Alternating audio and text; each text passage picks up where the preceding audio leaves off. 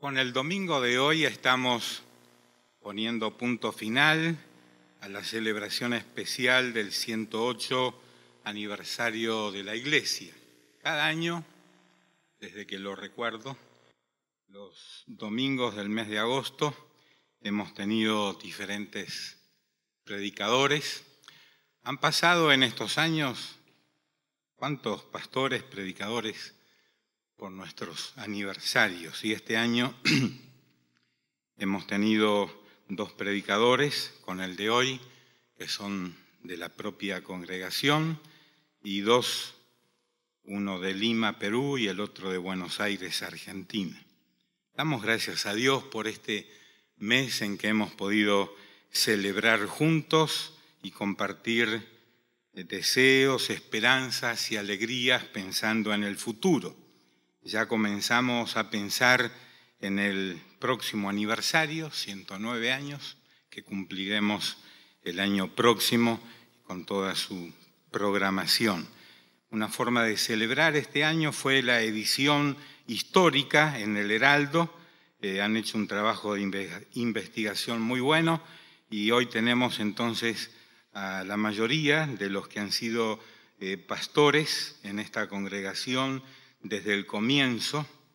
La mayoría de ellos ya están en el cielo, así que un día de estos nos vamos a reunir con ellos, los que quedamos, y damos gracias a Dios por estos hombres de Dios que han pasado por el pastorado de la congregación, algunos más años, otros menos, y ustedes se pueden enterar allí de esa historia.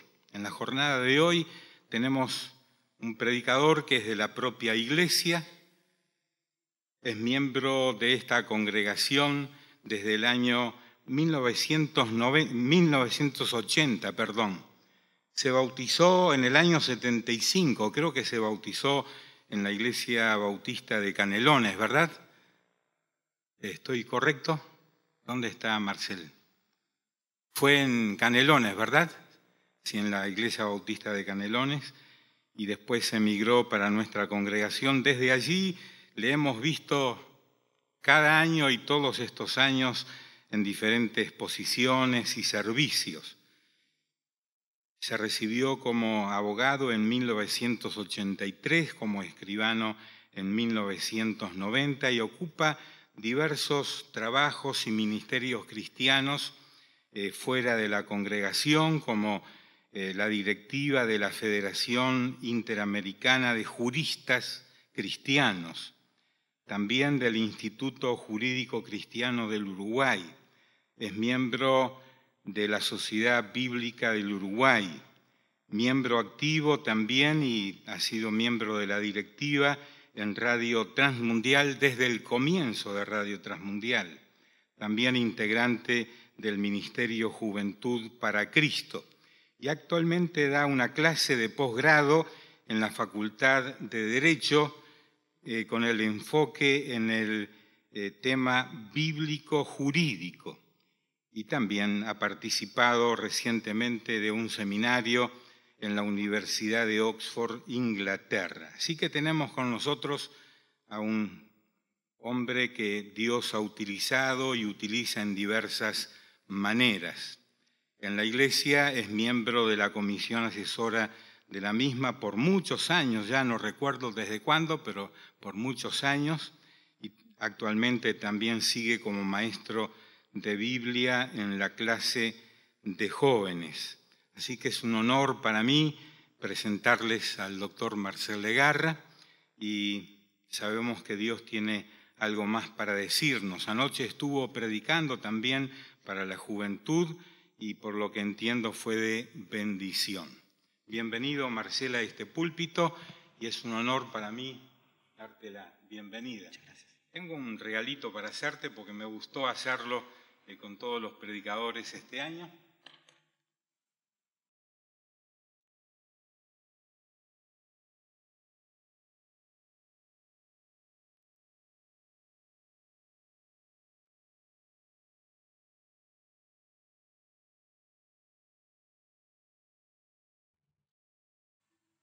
Siempre que hablan de uno parece que hablan de otro, ¿no? Yo decía, ¿quién es ese?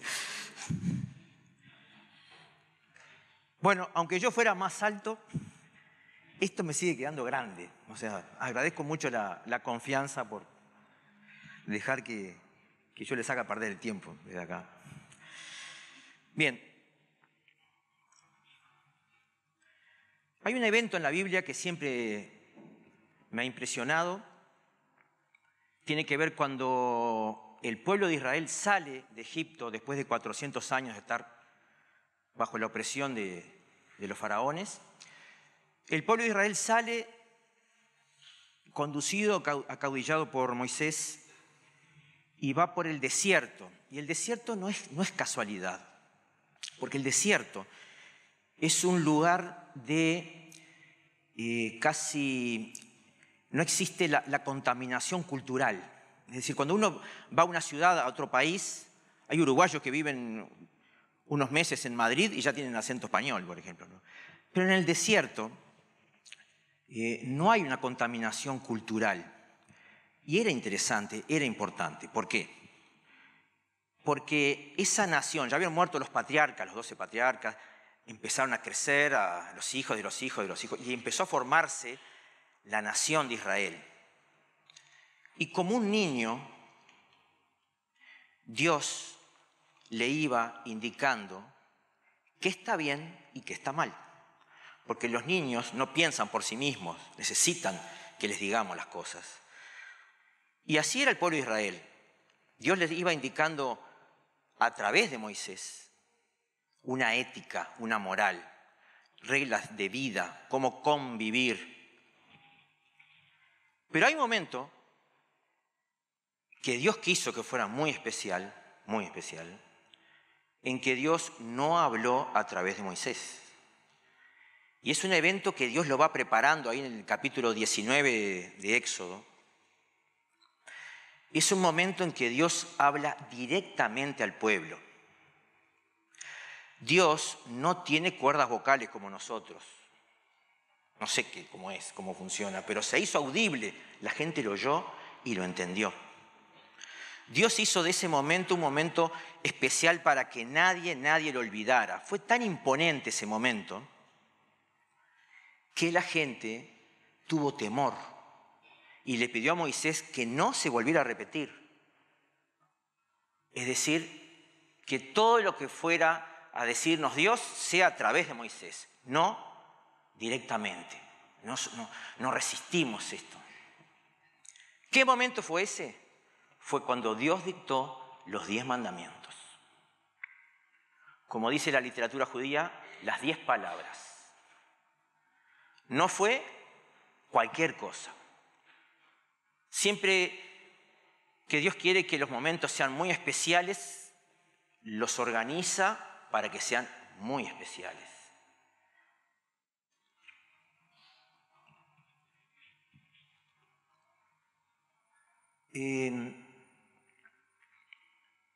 Obedecer la ley de Dios, aunque pueda parecer una contradicción, es el principio de la libertad.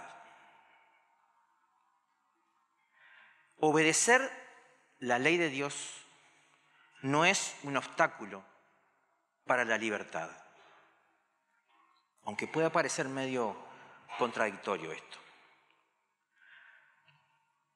El filósofo súper ateo y un militante ateo como fue Jean-Paul Sartre dijo, para mí brillantemente, el hombre está condenado a la libertad. ¿Por qué? Porque el hombre en ese ejercicio de la libertad, por ejemplo, se convierte en un adicto a lo que sea, al juego, a la droga, a lo que sea, y se destruye y destruye el entorno, ¿no? Y además cuando sale, vuelve, el hombre está condenado a la libertad. Pero si ese hombre escucha esa voz como un niño de qué está bien y qué está mal, va a ser un buen administrador. Es la mejor libertad. No se convierte en el esclavo de conductas destructivas.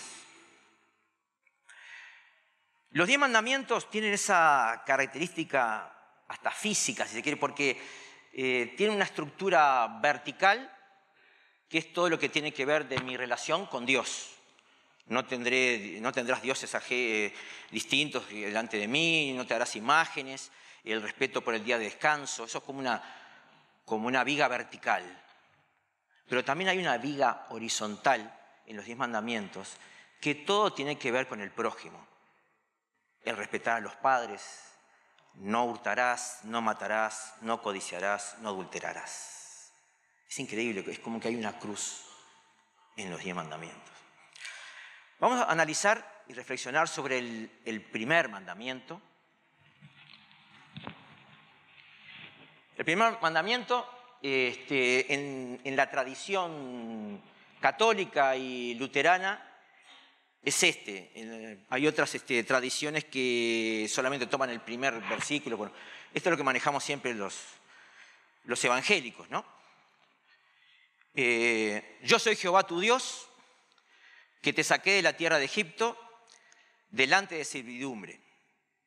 Versículo 2. No tendrás dioses ajenos delante de mí.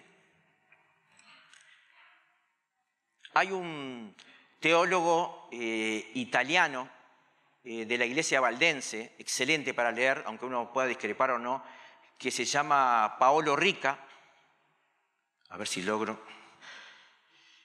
Paolo Rica nos enseña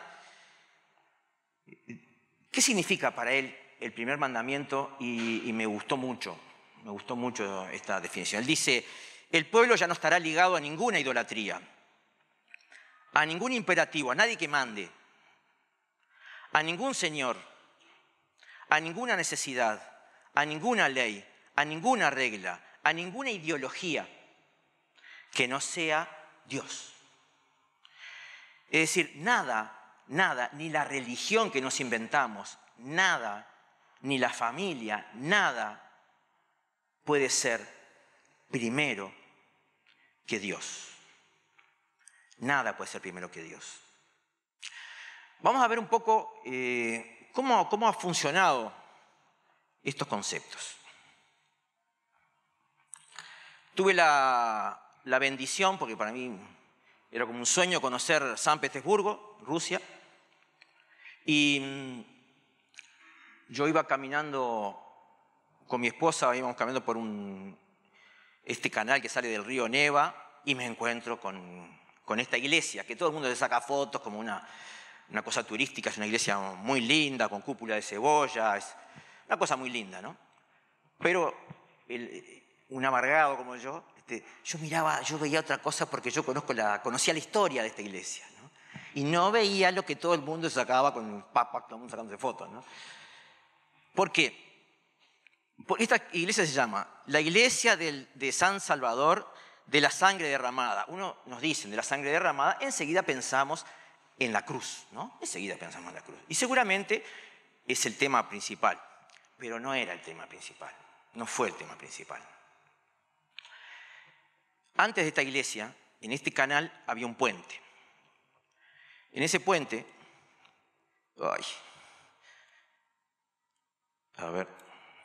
en ese puente hubo un zar que se llamó Alejandro II. Alejandro II de Rusia empezó a tomar medidas favoreciendo a los campesinos y dándole libertad a los campesinos y un montón de medidas, pero los terratenientes rusos empezaron a hacer mucha presión y tuvo que frenar las medidas. Y eso provocó un descontento general, especialmente en grupos revolucionarios que se pusieron en contra de Alejandro II, y en ese puente, cuando él iba pasando con su carruaje, le tiraron bombas y voló a Alejandro. Y las piernas de él por un lado y el cuerpo por otro, y se desangró, murió desangrado.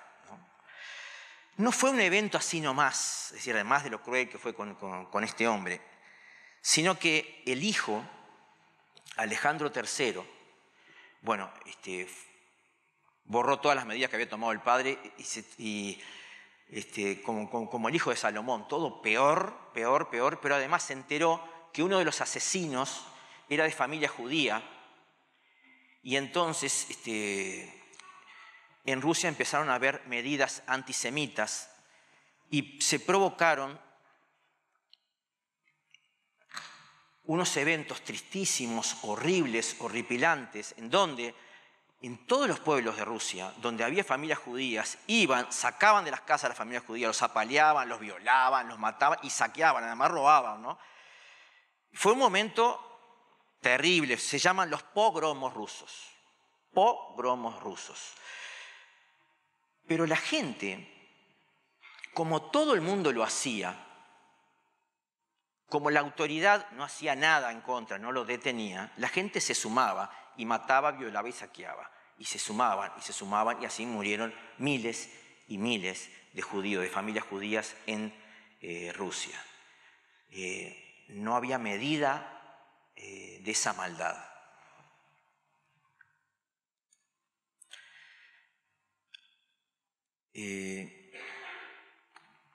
Entre este periodo y antes de la Segunda Guerra Mundial, en el año, saqué la diapositiva porque era demasiado fuerte, en 1915, en Turquía, lo que llamaron los jóvenes, tristemente los jóvenes turcos, era el final del Imperio Otomano, tomaron una decisión terrible, que era realizar una limpieza étnica dentro de los límites del Imperio Otomano y aniquilar a los armenios. Eso fue una cosa de una crueldad impresionante, matanzas, torturas, fue terrible. Pero los soldados lo hacían, los mandaban y lo hacían, y mucho pueblo se sumó, porque también saqueaban, también estaba el interés económico allí, ¿no? Es decir, no se pensaba, es decir, esto está mal, se seguía adelante. En la Segunda Guerra Mundial tenemos un momento ahí muy complicado, que es el antisemitismo. Empezaron con las leyes de Nuremberg, empezó con todo el nazismo y empezaron a existir los campos de concentración, donde, mejor dicho, de exterminio, donde llevaban a todos los judíos. El sistema era peor que el de los armenios porque los nazis decidieron, en lo que se llamó la solución final, decidieron exterminar a los judíos donde fuera, no dentro de Alemania, donde fuera. Los persiguieron en Francia, en Alemania, en Praga, donde fuera los persiguieron. Fue una cosa de una crueldad impresionante. Pero hermanitos queridos, ¿y qué pasó con la iglesia en la Alemania nazi? Mucha iglesia católica y mucha iglesia evangélica no dijo nada. No dijo nada. Leí el testimonio de un pastor alemán que dijo que cuando pasaban los trenes con el cargamento de judíos que iban para Auschwitz o alguno de estos campos de exterminio, ¿saben lo que hacían? Levantaban el volumen de la adoración para no escuchar los trenes. No todo fue así. Hubo gente que se trancó, gente que...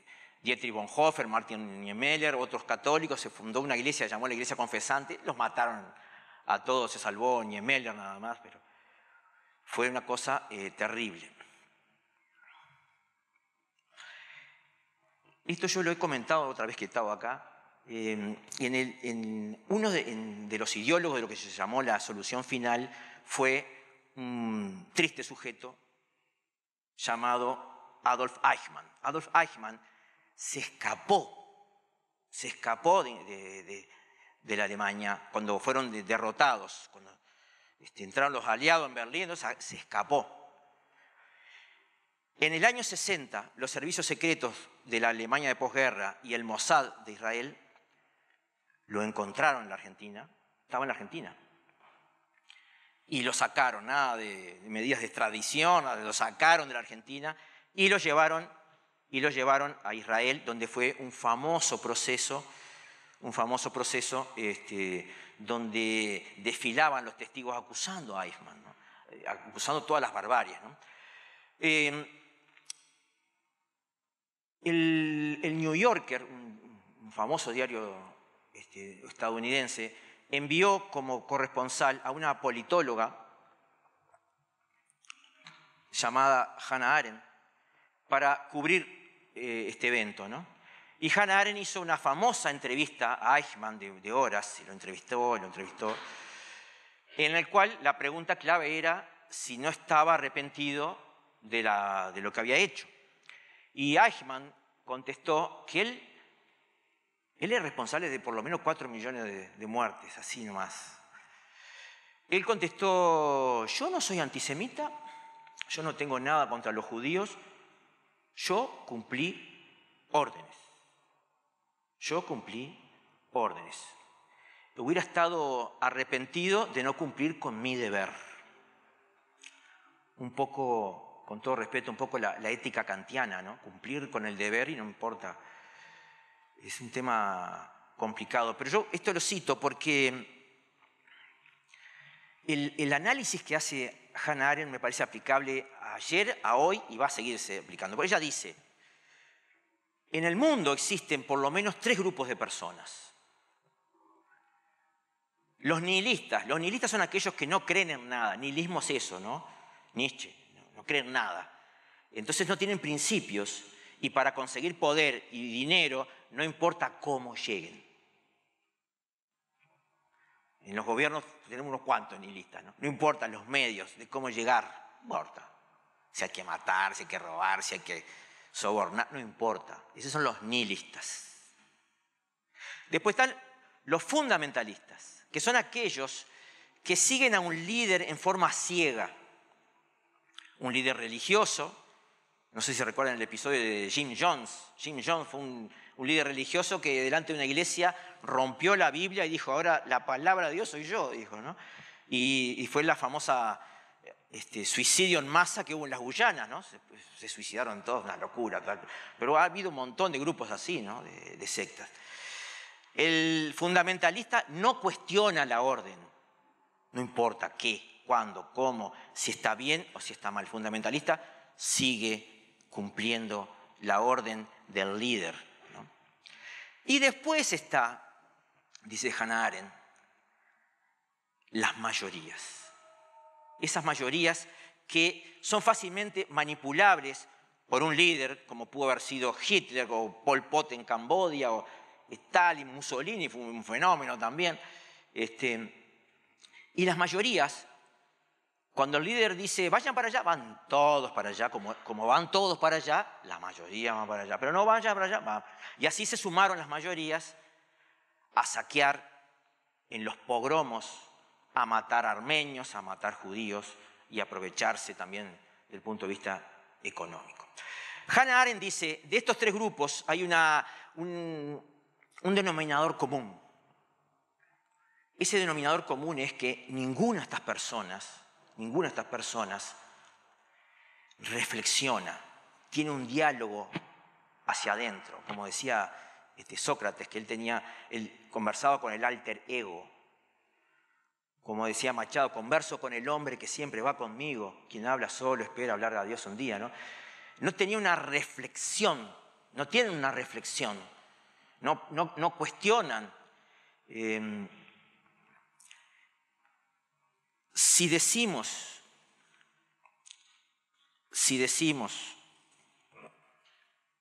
que amamos a Dios, hermanos, no podríamos estar ninguno de nosotros y ningún cristiano dentro de estos 3 grupos. Ninguno debería estar en estos 3 grupos. Lamentablemente la historia nos muestra otras cosas. Por temor, por falta de reflexión, por comodidad, por buscar ventajas. Ha habido cosas terribles, por ejemplo, en Estados Unidos, hasta en la década del 50, después de 100 años que se abolió la esclavitud, hay que ver, yo he visto horribles fotos de cómo persiguiendo a los negros, no les permitían nada, ni estar en las iglesias, cosas terribles. Y hay fotos de que están los negros colgados de árboles, ahorcados, y la gente sonriendo, y seguramente mucha de esa gente iba a iglesias también. Bueno, en Estados Unidos es muy común ir a la iglesia. Uno de los salmos más hermosos es el Salmo 1, ¿no? Y el Salmo 1 dice que ¿quién es el hombre feliz? ¿No? El Salmo 1. Pongan el Salmo 1, miren el Salmo 1.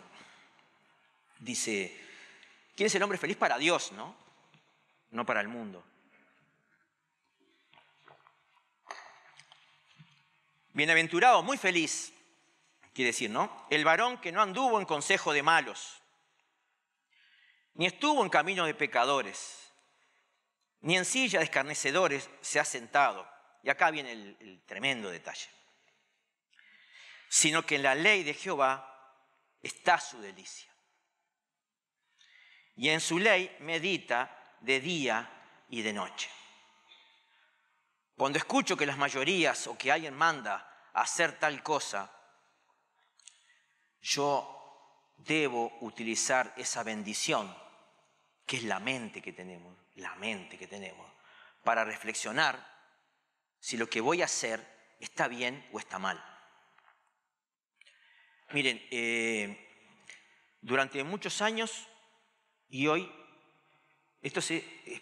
capaz que lo aburro un poco, pero miren qué interesante que es, ¿no? En el derecho lo que tiene el valor es el derecho positivo, el derecho escrito, el derecho vigente, es el derecho positivo. Pero resulta que, miren qué interesante esto, cuando los nazis fueron enjuiciados en los juicios de Nuremberg en el año 45, no había tratados internacionales que dijeran, por ejemplo, el tratado de genocidio, el tratado contra la guerra, el tratado contra la paz, un montón de tratados que vinieron después, no había ningún tratado que dijera que lo que hicieron estaba mal. Entonces se levantaba, están en las películas, hay una película que se llama Vencedores y Vencidos, muy recomendable, se levanta Hans Göring, el diablo en persona, y dice, nosotros cumplimos la ley vigente en el Tercer Reich. Nosotros no hemos hecho absolutamente nada contrario a la ley. No nos pueden enjuiciar porque no hay delito.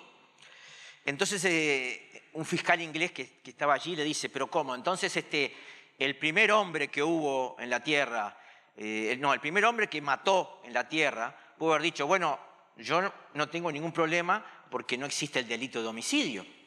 Y a un buen entendedor lo que quiso decir este fiscal es que cuando Caín mató a Abel y Dios se le aparece, Caín le pudo haber dicho, a mí no me digas nada, porque el no matarás de Moisés viene siglos después, así que yo no hice nada malo, ¿no?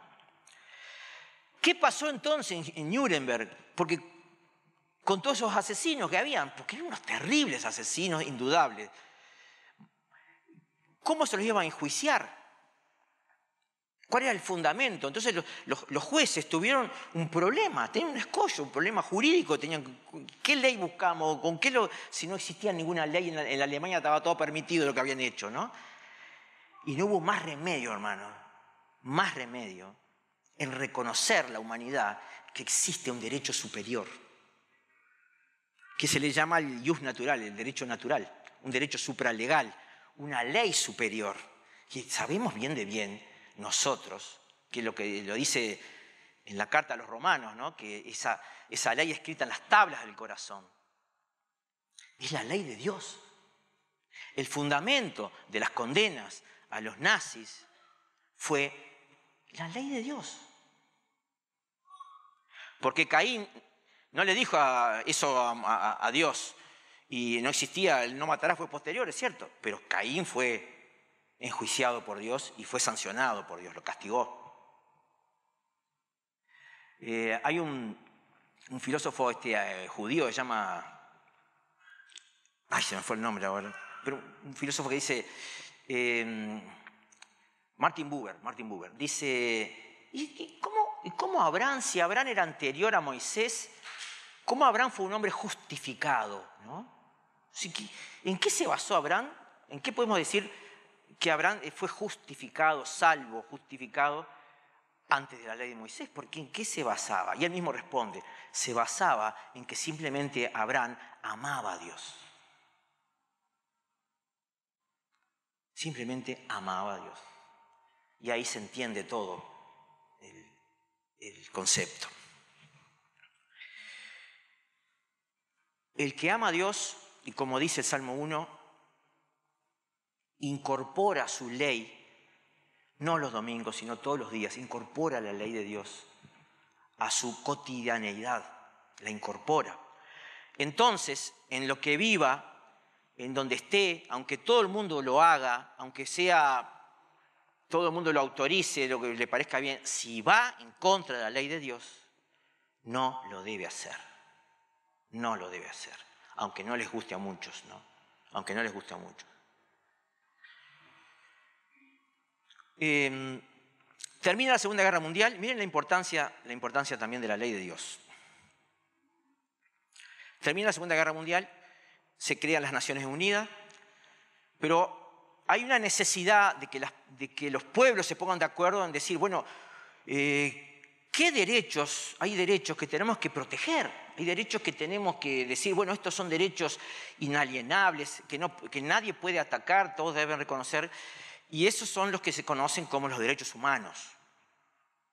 El derecho humano es el derecho inherente a la persona, el derecho elemental que tiene la persona por solo un mero hecho de existir, como es el derecho a la vida, por ejemplo, ¿no?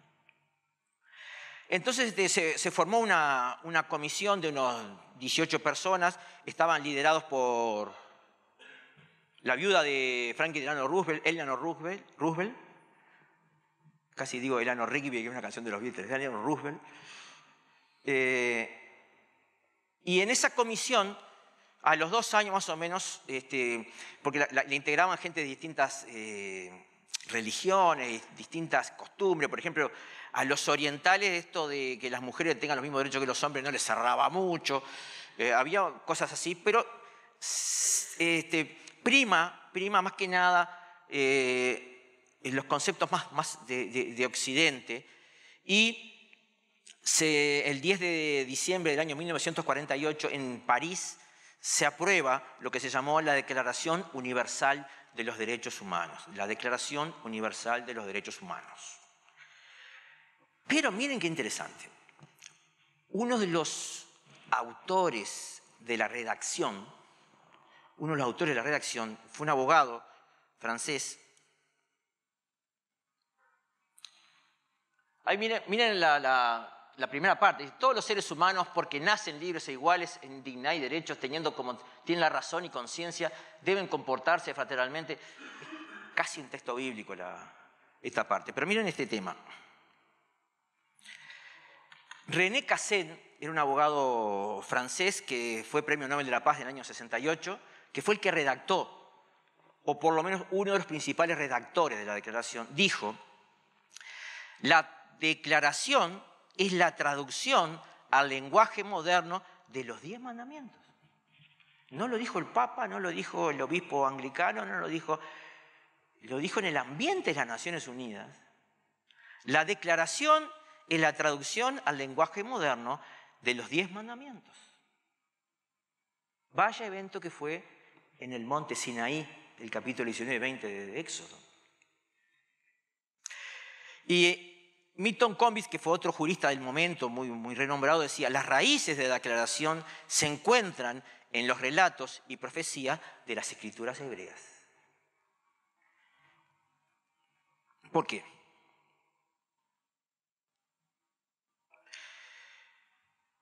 ¿Cuáles son los fundamentos de estas cosas?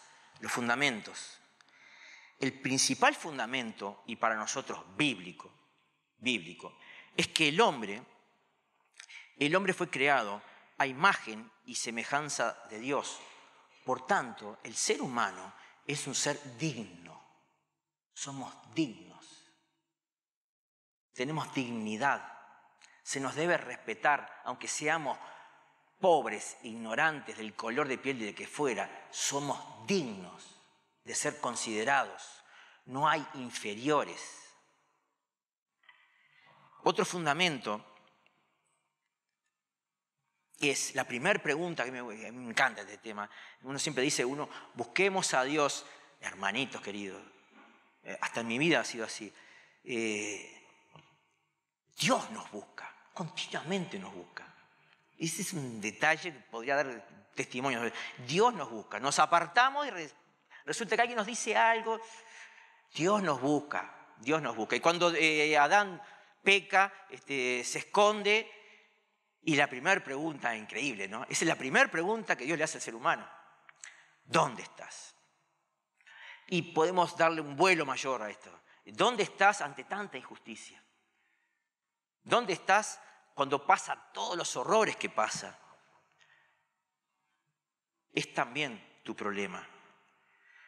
Por eso, cuando Caín mata a Abel y aparece Dios, le dice esta pregunta retórica, ¿no? Porque no esperaba una respuesta. Le dice, ¿dónde está tu hermano Abel? Dios sabía perfectamente dónde estaba Abel.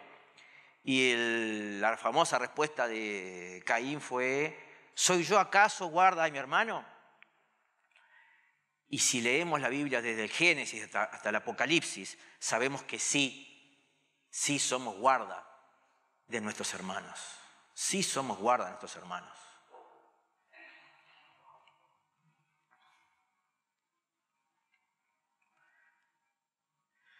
Otros fundamentos de los derechos humanos, basado en la Biblia, es amarás a tu prójimo como a ti mismo. La regla de oro, así que todas las cosas que queráis que los hombres hagan con vosotros, así también haced vosotros con ellos. En un término, el tiempo verbal acá es activo, haced, ¿no? Haced. Vamos a avanzar un poco porque se nos va la hora. En los derechos humanos tenemos una especie de protección de todas las debilidades que existen, ¿no? Y nosotros en la Biblia también lo tenemos. En la Biblia tenemos que Dios es como un defensor, como un ombudsman, defensor de los débiles, de la viuda, del huérfano, del extranjero, del pobre, del esclavo, del discapacitado. Miren, los puedo abrumar. En el libro de Levítico tenemos la protección con la familia, el respeto por la familia. La familia es, si decimos cuál es el principal problema social hoy en día, es que no existen, las familias han desaparecido, porque la familia educa, contiene, dirige, y como no hay, hacen cualquier cosa. Los educa la calle, la televisión. Tenemos otras normas allí. Lo veo. Está superpuesto, no se ve ese. Protección al derecho de propiedad, no hurtaréis. Derechos laborales, tenemos normas laborales en el Levítico. Tenemos hasta una norma laboral que es el antecedente de la indemnización por despido.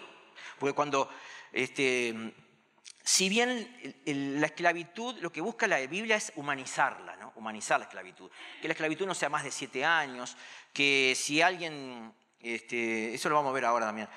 Pero, por ejemplo, el esclavo, cuando se le daba la libertad, se le debía dar bienes y todo para que se pudiera sustentar por un tiempo. Sobre las discapacidades, dice, no maldeciréis al sordo y delante del ciego no pondrás tropiezos, sino que tendrás temor de todo. O sea, te la verás conmigo, le dice Dios. Si haces algo contra los discapacitados, te la verás conmigo. ¿Qué tema este? Los extranjeros, los refugiados, miren los conceptos. Cuando el extranjero morare con vosotros en vuestra tierra, no le oprimiréis, como a un natural de vosotros tendréis, como un natural de vosotros tendréis al extranjero que mora entre vosotros y lo amarás como a ti mismo, porque extranjero fue, etc. Esto es muy largo. Acá todo normas de la Administración de Justicia. Es tan importante vivir en un Estado de Derecho. Es tan importante, ¿no? Porque si no hubiera un Estado de Derecho, entonces a un gobernador no le gustamos y bueno, no, se nos queda con la casa, nos mete en prisión. Pero habiendo un Estado de Derecho, el gobernador puede ir preso si comete un delito. El presidente puede ir preso. ¿Qué importancia el Estado de Derecho, no? Es una cosa que tenemos que cuidar mucho. La esclavitud, hoy hablaba de esto, que la Biblia busca humanizarla, al punto que dice que si alguien golpea con un palo a su esclavo o a su esclava y como resultado del golpe ella muere, su crimen será castigado. Y hasta 7 años. Y después tenemos el principio de igualdad. Esto era una cosa para el siglo I muy complicado. El Nuevo Testamento consagra un principio de igualdad. Dice, ya no hay esclavo ni libre, hombre ni mujer, sino que todos ustedes son uno solo. Porque no hay acepción de personas, ¿no? Y podríamos seguir con un montón de cosas. Para no aburrir, voy a avanzar. Quiero contar una historia y los voy dejando. Por ejemplo, William Wilberforce. Este hombre fue un parlamentario inglés que era de alta alcurnia, que era un aristócrata, que compró un escaño en el Parlamento inglés, pero Dios le habló al corazón. Dios le habló al corazón y se dio cuenta que la vida de él era un desperdicio. Entonces, durante 40 años, William Wilberforce luchó en el Parlamento inglés para que se anulara el tráfico de esclavos en el Imperio Británico, que fue lo más grande que hubo en el Imperio Británico, hasta las costas uruguayas tuvimos los británicos, ¿no? Se acabara el tráfico de esclavos y se acabara la esclavitud. Entonces se puso en contra a todo el partido, a todo el país. Las leyes de él, las leyes que él proponía eran rechazadas y rechazadas y rechazadas. Fue atacado, fue un individuo que sufrió, pero él se mantuvo firme, porque él decía, todos somos hijos de Dios, todos somos iguales, esto es una barbarie. La gente se fue sumando, y a los 40 años, ya tenía 80 años, se aprobaron las dos leyes que se abolió la esclavitud en el Imperio Británico y el tráfico de esclavos en el Imperio Británico. Funcionó el amor a la ley de Dios, aunque iba contra el esquema del momento. Ni hablemos a Abraham Lincoln en Estados Unidos, ¿no? Le costó la vida también, luchó por la abolición de la esclavitud. Esta es una foto horrible. Y esta mujer, miren, esta mujer Rosa Parks, esta mujer era maestra de escuela dominical de una iglesia bautista, era modista, Rosa Parks, y en la década del 50, en Estados Unidos, en los ómnibus, si no había asientos, los negros debían ceder los asientos a los blancos. Y 1000 discriminaciones más. Entonces, doña Rosa Parks, que venía cansada de trabajar, estaba sentada, no había más asientos, vino un blanco y le dijo, déjame el asiento. Y ella, miren lo que hizo. Esa foto es famosísima. Miró para afuera y no contestó. Entonces el hombre la sacudía, que se levantara y le diera el asiento. Y ella miraba para afuera y no se movió. Se paró el ómnibus, se bajó el chofer, la insultaron, la querían sacar y ella miraba para afuera. Llamaron a la policía y la llevaron presa. Y eso desató. Se suma Martin Luther King.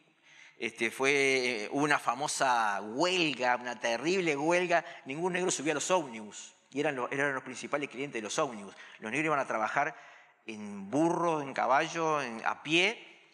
Y entonces empezó a quebrar la empresa de ómnibus. Pero a su vez interpusieron en la Corte de Justicia, en la Suprema Corte de Justicia de Norteamérica, que se decretara que no era constitucional esa norma que había que cederle el asiento a los blancos. Y en todo ese lío la Corte de Justicia dijo que sí, que era inconstitucional, le dio la razón. Y este movimiento siguió y siguió. A Martin Luther King lo termina matando, pero por ahí con Lyndon Johnson de presidente en la década del 60, a Kennedy también lo mataron, se declara la igualdad de derechos civiles en todo Estados Unidos, ¿no? Que fue una revolución. Martin Luther King era un pastor bautista, le costó la vida, ¿no? Es decir, no estamos llamados a ser mártires, pero nos puede tocar, ¿no? Nos puede tocar. Este mensaje, voy terminando acá, dice, si tu enemigo tiene hambre, dale de comer, si tiene sed, dale de beber. Esto es revolucionario. Y ahí tenemos un episodio. Resulta que en Suiza había una familia muy rica donde el papá era un individuo que, si bien era un empresario muy rico, el individuo iba a las cárceles. Él iba a predicar a las cárceles. La madre, que era una dama de sociedad, ella iba a los hospitales. Y el hijo, que estaba viviendo todo eso, los jueves tenían un grupo de estudio bíblico y hacían obra social en Suiza, ¿no? Resulta que este hijo, que se llamó Henry Dunant, con todo era muy académico, se dedicó a los negocios grandes, y en Argelia, en el norte de África, propuso hacer una gran plantación de cereales. Entonces se sumó mucha gente que pusieron dinero y fue una tremenda empresa para sembrar cereales en el norte de África, en Argelia, que pertenecía a los franceses. Pero les faltaba agua, no tenían agua para todo eso, ¿no? Y los argelinos no le querían dar el agua. Entonces alguien le dice, tendría que hablar con el emperador, porque pertenecía a Francia, era Napoleón III el emperador. Y Henry Dunant dice, bueno, voy a hablar con el emperador. Pero el emperador estaba en la guerra. Había una guerra franco-piamontesa contra los austríacos en el norte de Italia, en la zona de Solferino.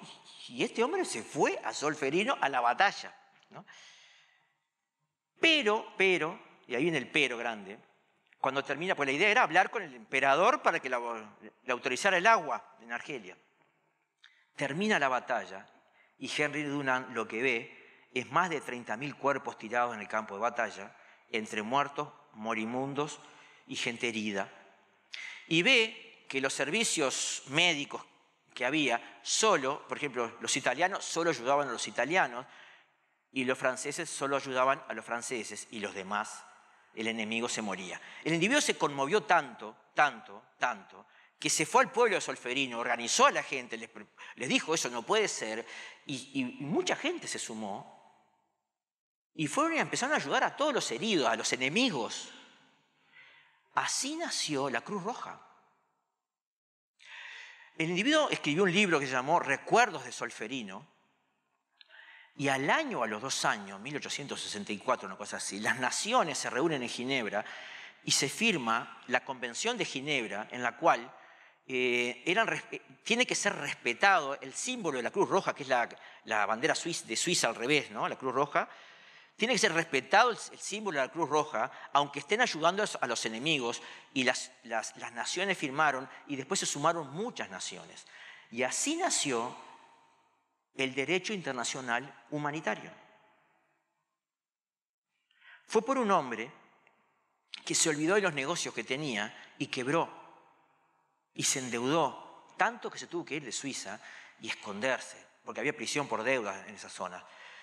Y se tuvo que ir y vivió en la miseria, hasta que una periodista se acuerda de él, no se sabe por qué, y lo busca y lo encuentra, le hace un reportaje en Francia, lo encuentran, en la miseria viviendo Henry Dunant, y los diarios se leían mucho más, toda Europa leyó ese reportaje y le dan el Premio Nobel de la Paz en 1901 por ahí, y con ese dinero él empieza a pagó las deudas. Esas historias impresionantes. Igual murió en la pobreza el individuo, pero hasta hoy seguimos viviendo lo de la Cruz Roja, que en el Oriente es la media luna roja, ¿no? Termino, hermanos, con el lamento o la poesía de un pastor luterano que vivió la Alemania nazi, que se llamó Martin Niemöller. Fue un oficial de los alemanes, se convierte, quiere ser pastor, es ordenado pastor luterano, y Martin Niemöller se dio cuenta que la iglesia en Alemania no le importaba la catástrofe, el antisemitismo, las matanzas, y él empezó a reaccionar contra todo eso, empezó a predicar contra todo eso y lo metieron en preso, ¿no? Pero felizmente llegó el final de la guerra y se salvó, y él fue un tremendo pacifista. Le complicó la vida a muchos gobiernos contra la guerra de Corea, contra la guerra de Vietnam. Fue un tremendo pacifista hasta que se murió. Martin Niemöller esto fue una prédica que normalmente se la adjudica al dramaturgo alemán Bertolt Brecht, y es mentira, es de un pastor luterano llamado Martin Niemöller. Y Martin Niemöller dijo así: primero vinieron a buscar a los comunistas y no dije nada porque yo no era comunista. Luego vinieron por los judíos y no dije nada porque yo no era judío. Luego vinieron por los sindicalistas y no dije nada porque yo no era sindicalista. Luego vinieron por los católicos y no dije nada porque yo era protestante. Luego vinieron por mí, pero para entonces ya no quedaba nadie que dijera nada.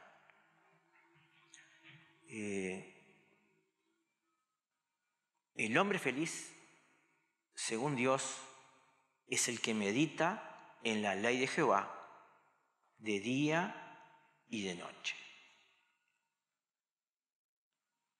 Que Dios los bendiga, hermanos, y vamos a orar. Pueden levantarse.